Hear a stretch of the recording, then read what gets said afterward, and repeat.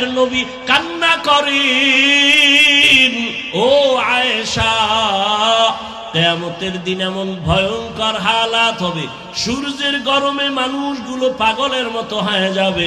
অন্যদিকে জাহান্নামের আওয়াজ, জাহান্নাম চিল্লাইবে আর বলবে, হে আল্লাহ, বেনামাজি গুনাহগার গুলো কই, আমার পেটের ভেতরে দাও, আমার পেটে ক্ষুধা। আল্লাহ বলবে, জাহান্নাম অপেক্ষা করো, বিচার করে নেই।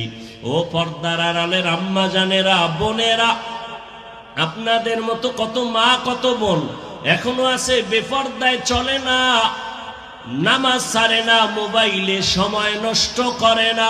এরে আম্মা জান, আপনারা কেন পারবেন না? একটা নেককার সন্তান জমিনে রেখে যান, সন্তানটাকে ডাক্তার বানাবেন, তবে দাবি বেয়াদব যেন না হয়।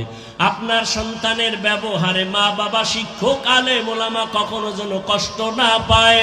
সন্তানটাকে আদর্শওয়ালা ইঞ্জিনিয়ার বানায় যান, কোরআন পড়িয়া পড়িয়া আপনার জন্য দোয়া করবে, নামাজ পড়বে, ডাক্তার হলেও নামাজ পড়বে, আপনার জন্য দোয়া করবে। এরে মা,